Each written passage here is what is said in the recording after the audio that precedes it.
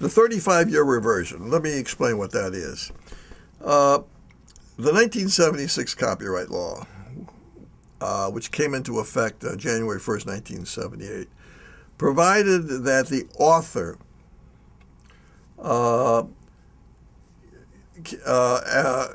pursuant to an assignment of their copyright could recapture that copyright 35 years later.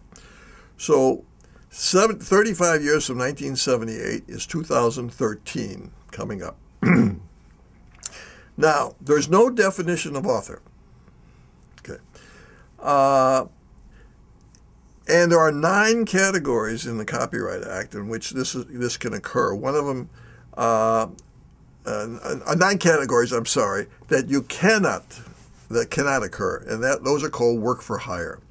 So if I have been engaged by a company under a work for hire arrangement, I cannot get recapture because it's not an assignment of copyright. Actually the copyright is owned from the beginning by the employer. There are 2 categories, 2 essential categories, and then we divide the second category by 9. First category is I'm an employee.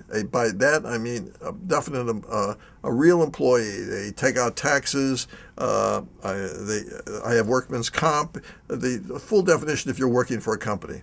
Anything. Then if I sign a document that says anything I create while I'm your employee is a work made for hire. That's a valid work made for hire, and you cannot recapture that.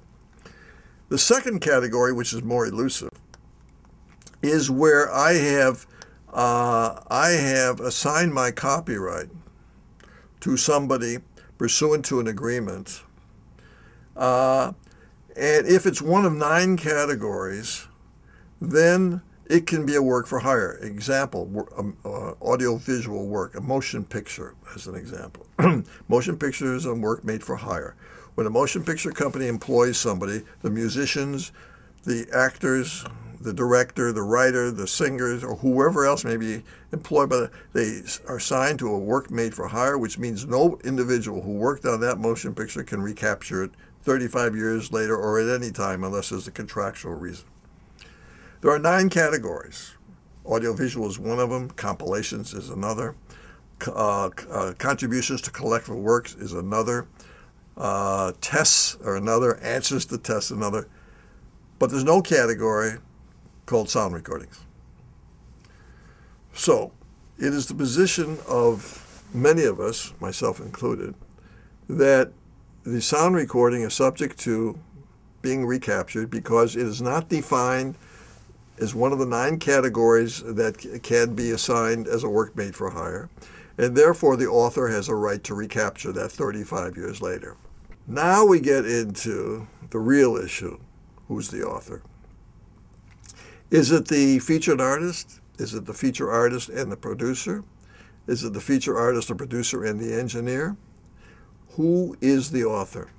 We don't know who the author is, and what I believe is going to happen is we're going to get a substantial litigation at some point in the relatively near future in the definition of who is an author.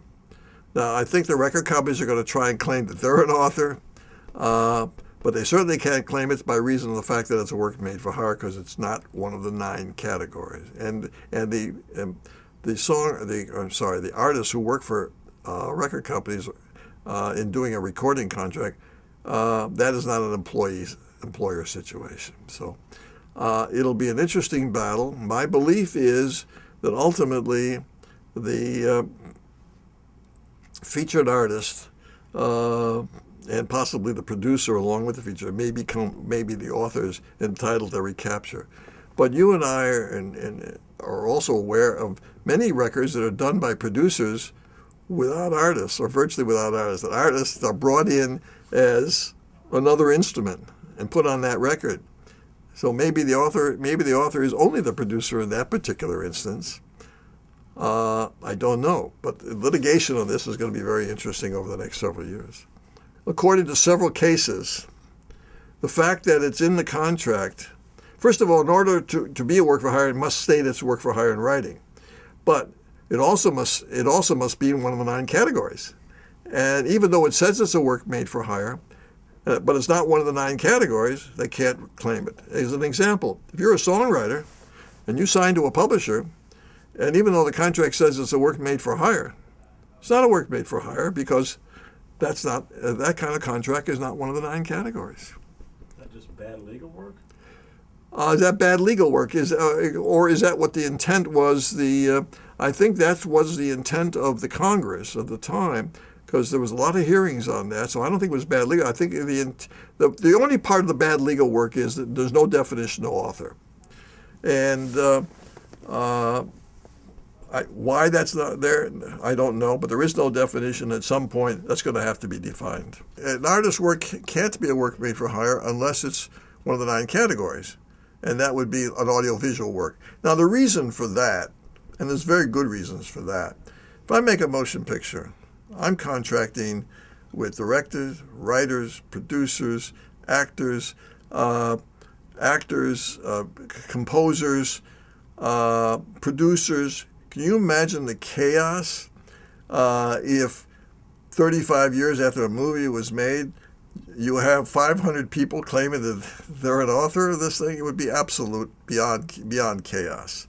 So there was very good reasons to do that for audiovisual works. But for recording, no, I don't think there are good reasons. They attempted to do it. In fact, I was on the opposite side of that battle. From then, the RIAA came in somewhere around 1998, I believe it was, and attempted to add a 10th category, sound recordings. And I, along with a number of people, rose up and said, no, went to Congress. And ultimately, what the short story is, we negotiated with the RIA a repeal of that addition. So that's not there now. So the law is as it was. And sound recordings is not listed as a work made for hire, which means the author of the sound recording still has a claim 35 years later.